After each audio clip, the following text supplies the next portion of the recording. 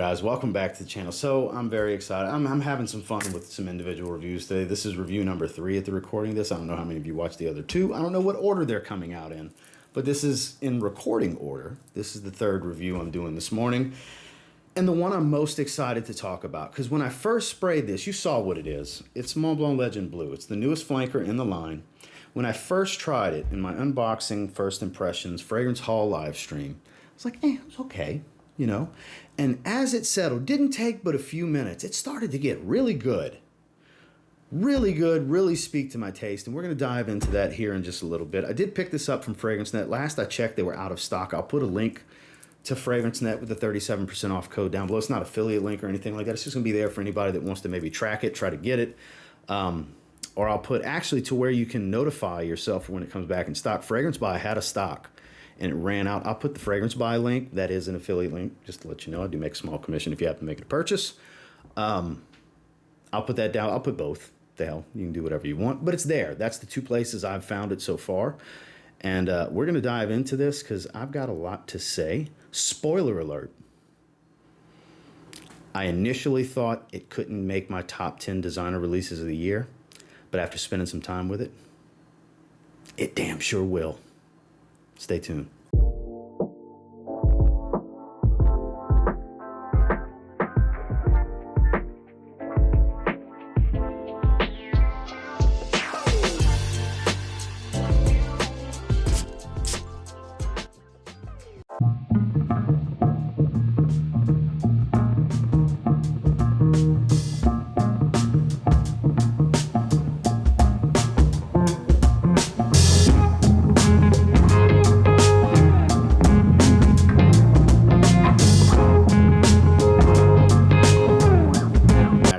Spray on skin.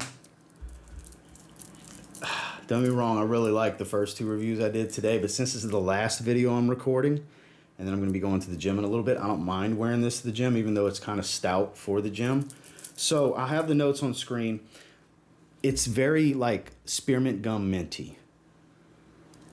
Musky, fresh and spicy, a little fruity.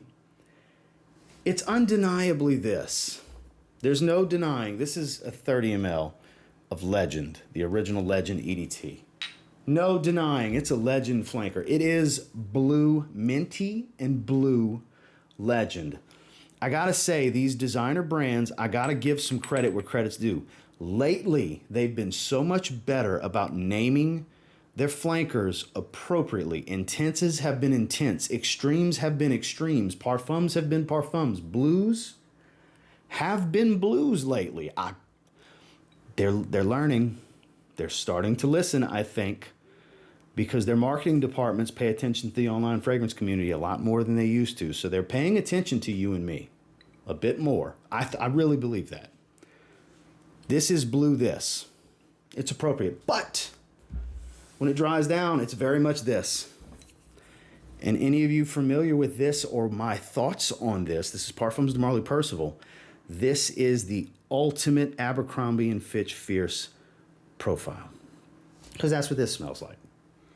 Abercrombie & Fitch Fierce. That's where this DNA originated from. Abercrombie & Fitch created one of the greatest men's fragrance DNAs of all time. Of all companies, Abercrombie & Fitch. Yes. That mall clothing brand made popular in the late 90s, early 2000s. Yes. Fierce. All-time great DNA. So it starts off minty this and really evolves into this.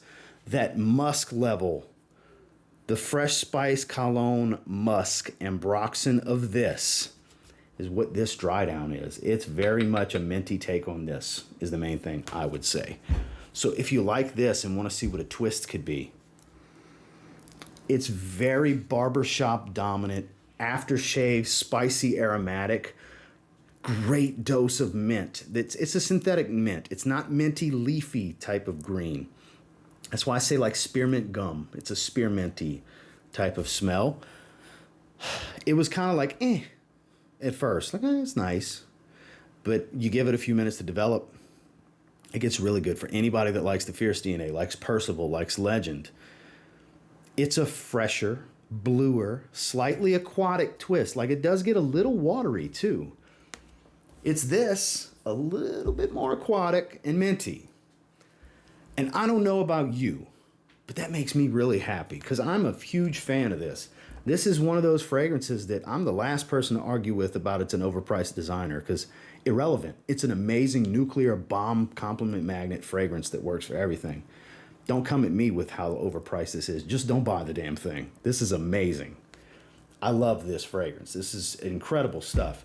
This is an evolvement of that. Now, was that the intention? I don't know because these two are the same DNA in the first place. They smell extremely similar to one another. This Percival's just better. Just better.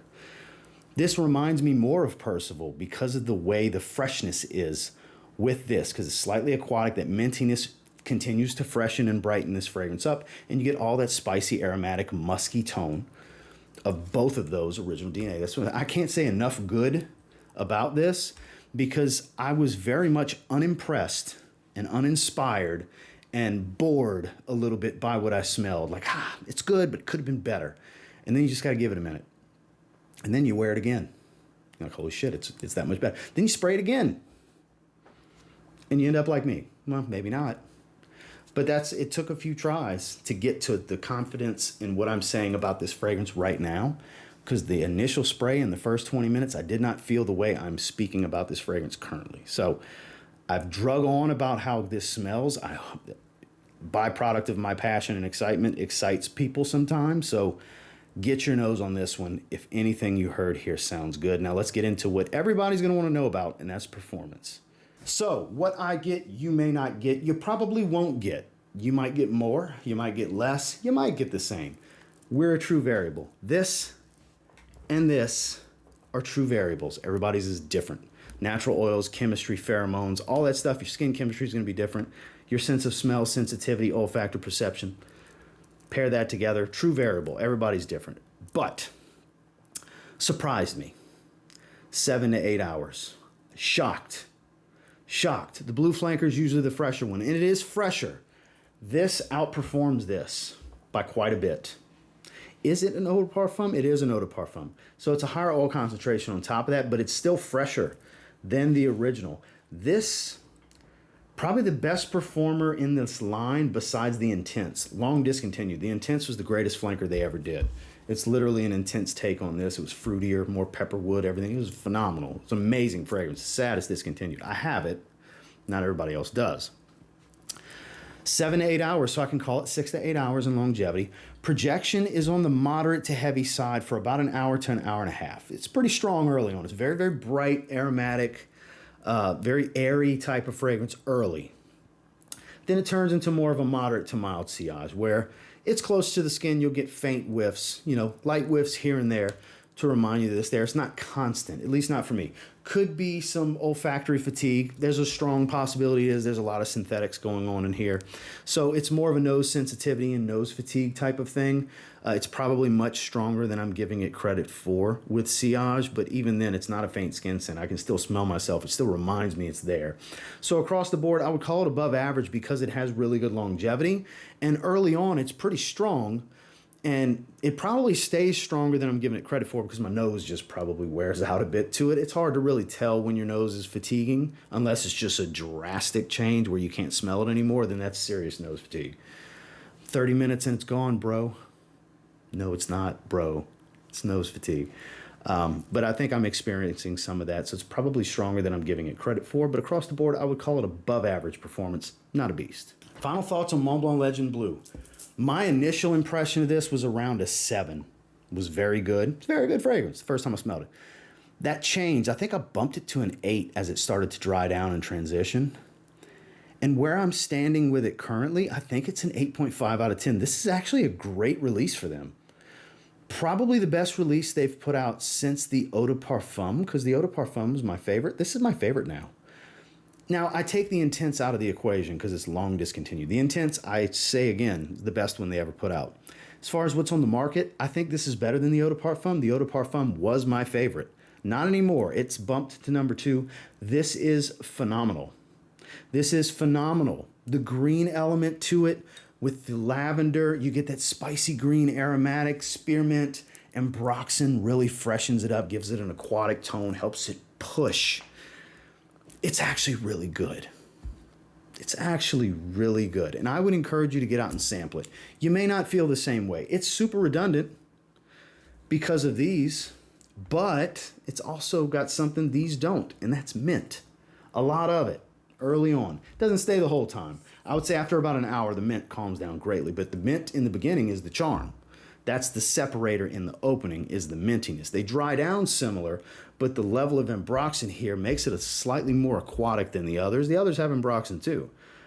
But the way this is done, it's a little bit more watery and aquatic. It's more of a blue fragrance, I have to say. So I'm impressed by this one. I'm surprised. It ended up being better than I initially thought it was because I gave it time and I spent more time with it, and that's the trick. You got to give them a chance. 8.5 out of 10. Well, that's my thoughts and feelings on the new Mont Blanc Legend Blue. I would encourage you to check this out if you're looking for a new blue. That's classic masculine style with some modern elements. If you like this but want a bluer, even bluer take, minty green, you like mint? I love mint. Mint really brightens a fragrance. You might want to check this out. It's really good. And until next time, do me a real quick favor. Go ahead and like, comment, subscribe, because I do appreciate all the feedback and I love hearing from you guys. How many of you tried it already? Do you feel the same? Do you disagree? It's okay. Happens. Not everybody's going to like it as much as I do. Some people are going to love it and it'll be their favorite release. I think it's good stuff. It's good stuff. Don't just judge it off of one spray. You might be missing out. Get a 2 ml sample and spend a few rounds with it. Then make your judgment. And until next time, I will say if you get your hands on Legend Blue from Mont Blanc, their newest release, and you give it a spray now, you might end up thanking me later. Have a good one, guys.